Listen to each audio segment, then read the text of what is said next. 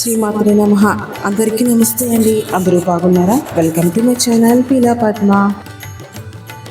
ఈరోజు వీడియోలో మనం విశాఖపట్నంలో ఉన్న శ్రీ మహాలక్ష్మి అమ్మవారి దేవస్థానానికి శ్రావణ మాసంలో మొదటి శుక్రవారం నాడు మనకి కోలాటం చేయడానికి ఆహ్వానం వచ్చింది. కాబట్టి మన కోలాట మహిళలు చక్కగా రెడీ అయి వచ్చి అమ్మవారి దర్శనం చేసుకొని కోలాటం చేశారు. సో ఆ వీడియో నేను ఇందులో అప్లోడ్ చేస్తున్నాను. అలాగే అమ్మవారి దేవాలయం అంతా కూడా మీకు నేను వీడియోలో చూపిస్తున్నాను. మీరు ఇంతకు ముందు కనుక ఈ అమ్మవారి దర్శనం చేసుకున్నట్లయితే కనుక నాకు కామెంట్లో తెలియజేయండి. లేదు అంటే ఈ ఆలయం విశేషాలు కూడా తెలుసుకోవాలనుకుంటే నాకు మెసేజ్ చేయండి. నేను కిందన కామెంట్లో మ్యాప్స్ అవి గూగుల్ మ్యాప్ లొకేషన్ పెడతాను. మీరు తప్పకుండా వచ్చి దర్శనం చేసుకోవచ్చు. సో మన మహిళలు అమ్మవారి దర్శనం చేసుకున్న తర్వాత కోలాటం చేశారు. శ్రావణ శుక్రవారం నాడు మొదటి శుక్రవారం నాడు మనకు అవకాశం రావటం హ్యాపీగా ఫీల్ అవుతూ అమ్మవారి దర్శనం చేసుకొని బుజ్జి బుజ్జి గణపయ్య స్వామికి కోలాటం వేస్తున్నారు. మీరు మన ఛానల్లో చూసినట్లయితే కనుక మన ఈ కోలాట మహిళలు చాలా సంవత్సరాలుగా చక్కగా అన్ని దేవాలయ దర్శనాలు చేసుకుంటూ స్వామివారి సేవలో అమ్మవారి సేవలో ఎప్పుడూ కూడా ముందుంటారు. చాలా బాగా వేస్తారు. ప్రతిరోజు ప్రాక్టీస్ చేస్తారు. ప్రతిరోజు కూడా కొత్త కొత్త పాటలు, కొత్త కొత్త స్టెప్స్, నేను ఏ స్టెప్ చెప్పినా కానీ వెంటనే గుర్తుపెట్టుకొని దాన్ని బాగా ప్రాక్టీస్ చేసుకొని బాగా పెర్ఫార్మెన్స్ చేయాలి అని చాలా తపన పడుతూ ఎంతో బాగా ప్రదర్శన చేస్తూ ఉంటారు. ఒకరికి పోటీ కాదు, మాకు మేమే పోటీ అన్నట్టు చాలా బాగా చేస్తారనమాట. పాటల సెలెక్షన్ మనదైనా పెర్ఫార్మెన్స్ మాత్రం టీం సభ్యులు అంతే ఉత్సాహం చూపిస్తే మాకు కూడా చాలా బాగుంటుంది కదా.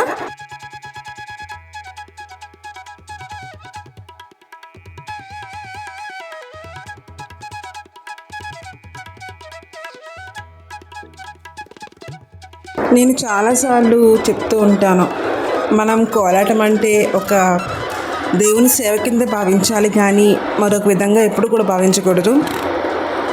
స్వామివారికి మనం ఏదో చేసేయాలి, ఏవో చేసి పూజ చేసుకొని ఆయన అనుగ్రహం పొందాలి, ఆయన నచ్చినట్టుగా ఉండాలి అని ఆలోచిస్తాం కదా.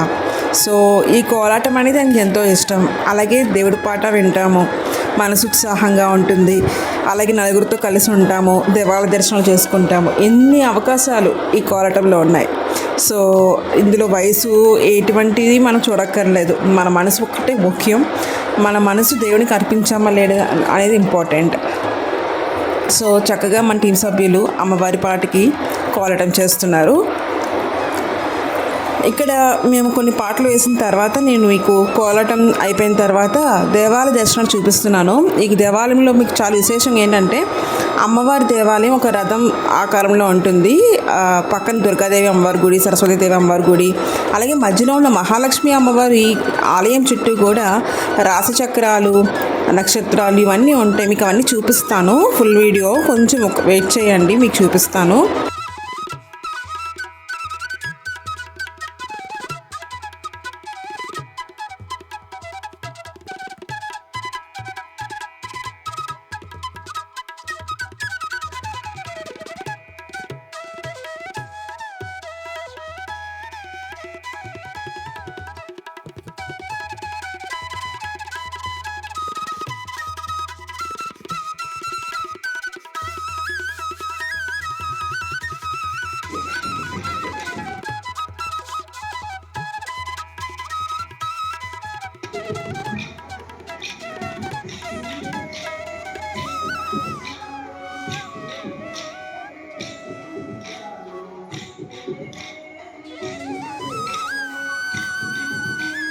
ఈ మధ్య మనం గమనిస్తున్నట్లయితే ఎక్కువగా అందరూ గొప్పలు ఎక్కువ చెప్తూ ప్రతి విషయానికి కూడా ఉన్నది దేవుడి గురించి ఆలోచన కాకుండా గొప్పలు ఎక్కువగా చెప్పడం గమనిస్తున్నాం. మనం పూజ చేసుకున్నా కానీ స్టేటస్ రూపంలో అని చెప్పుకోవడం, అంటే పూజ చేసుకున్నాం తప్పలేదు, కానీ అది 10 మందికి 10 రకాలుగా గొప్పలుగా చెప్పుకోవటం ఎందుకు? అందుకే తెలియంది కాదు కదా. మన కోసం చేసుకునేది పూజ అయితే ఆ పూజ మనం దేవునికి సమర్పించాలి. సాధారణంగా మనుషులు తాము మంచి పనులు చేసినప్పుడల్లా కూడా ప్రచారం చేస్తూ ఉంటారు. సరైన ప్రవర్తన కాదని నాకు అనిపిస్తుంది.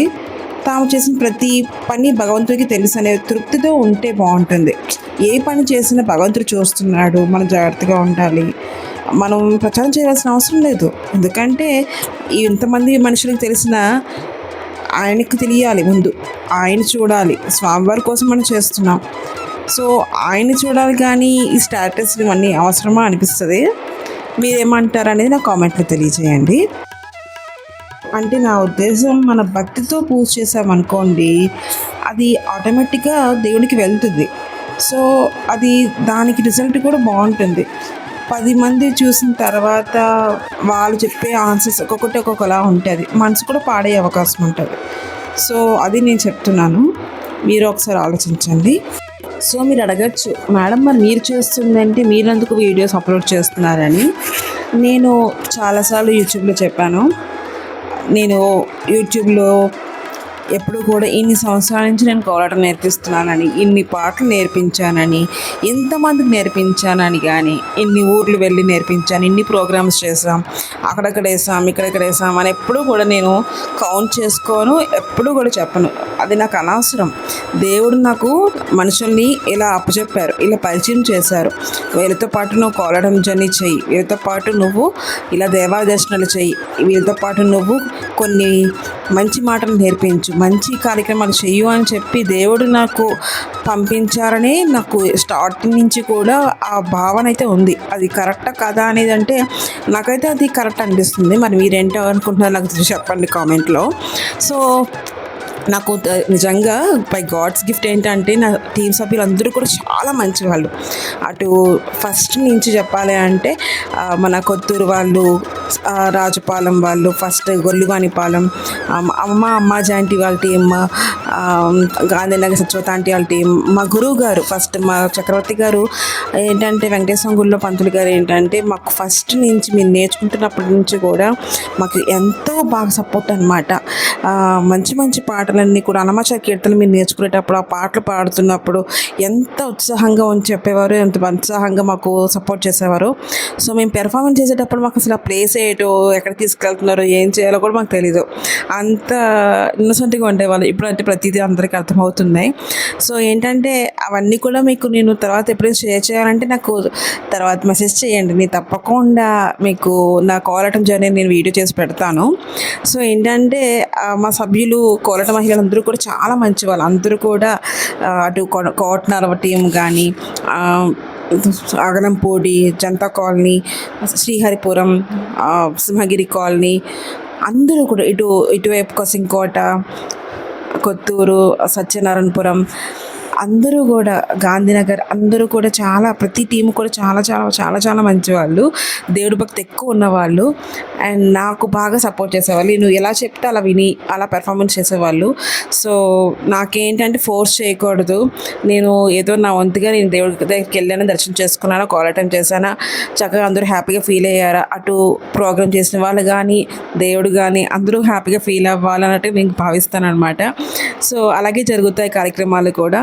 సో నా వే ఆఫ్ థింకింగ్ అనేది ఇలా ఉంటుంది. ఇది కరెక్టా కాదా అనేది మీకు ఎలా అనిపిస్తుందో చూడండి.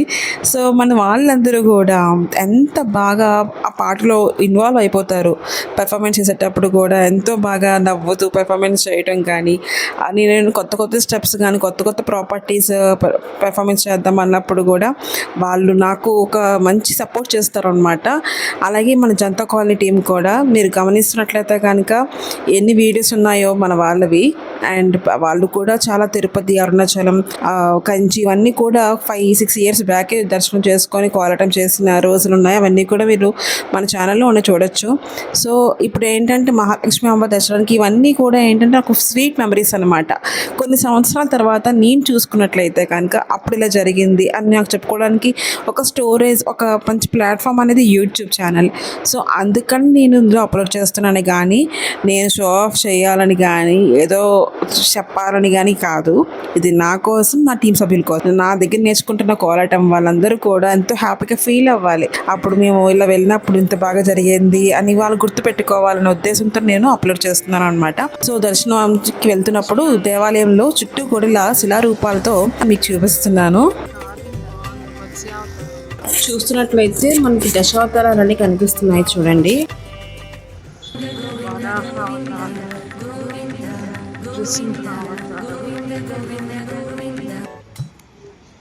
నేను మిమ్మల్ని కవర్ చేస్తాను, మిమ్మల్ని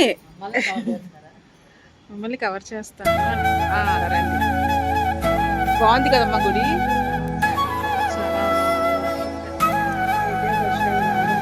చూడండి అక్కడ దేవుడి పేరు ఏంటి, ఐంద్రి దేవియా.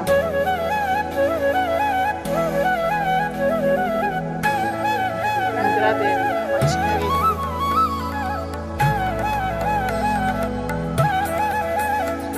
బుద్ధుడు చాలా దేవుళ్ళు ఉన్నాయి చూసారా, కన్యా రాశి, తులారాశి, బుద్ధుడు అన్నీ ఉన్నాయి.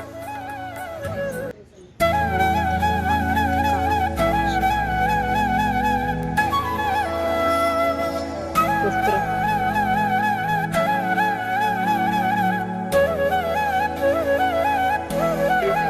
గేట్లో నేసారు కానీ ఎన్ని ఉన్నాయో మొత్తం అన్ని అన్ని కేట్సేనే.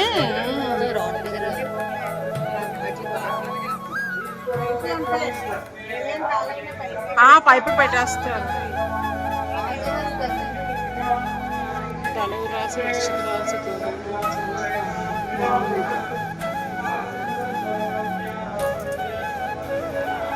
సో మీరు చూస్తున్నారు కదండి, ఆలయం అంతా కూడా వివిధ రకమైనటువంటి శిలారూపాలతో, దేవతామూర్తులతో, రాశిచక్రాలతో ఇలా మొత్తం అంతా కూడా కవర్ చేశారు. చాలా బాగుంది కదండి.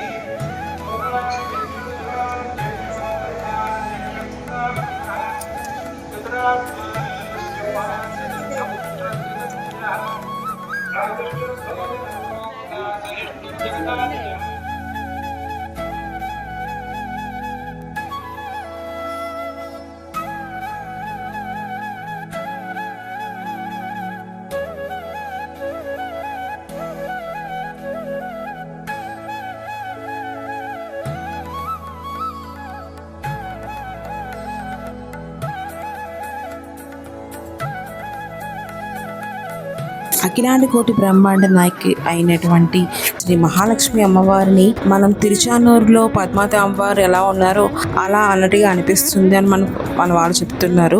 కానీ అంత దగ్గరగా మనం చూడలేము. ఈ అమ్మవారు మనకి దగ్గరగా కనిపిస్తూ ఎంతో బాగా దర్శనం కలుగుతుందండి. ఇంకా ఈ వీడియో చూస్తే నచ్చితే తప్పకుండా చూసి లైక్ కొట్టి అలాగే ఈ ఆలయ దర్శనం వీడియో ఎలా అనిపించిందని తప్పకుండా నా కామెంట్లో తెలియజేయండి. సో అందరూ కూడా శ్రావణ మహాలక్ష్మి అమ్మవారి పూజ బాగా చేసుకున్నారు కదండి. సో ఫ్రెండ్స్, వీడియో ఎలా అనిపించిందో తప్పకుండా కామెంట్ చేయండి. ఇప్పుడు మనం నూకాలమ్మ తల్లి అమ్మవారి దర్శనం కూడా చేసుకొని ఇంటికి వెళ్ళిపోతున్నాం అనమాట. అమ్మవారి ఆలయం ముందు చూసారా ఎంత పెద్ద ముగ్గు వేశారో.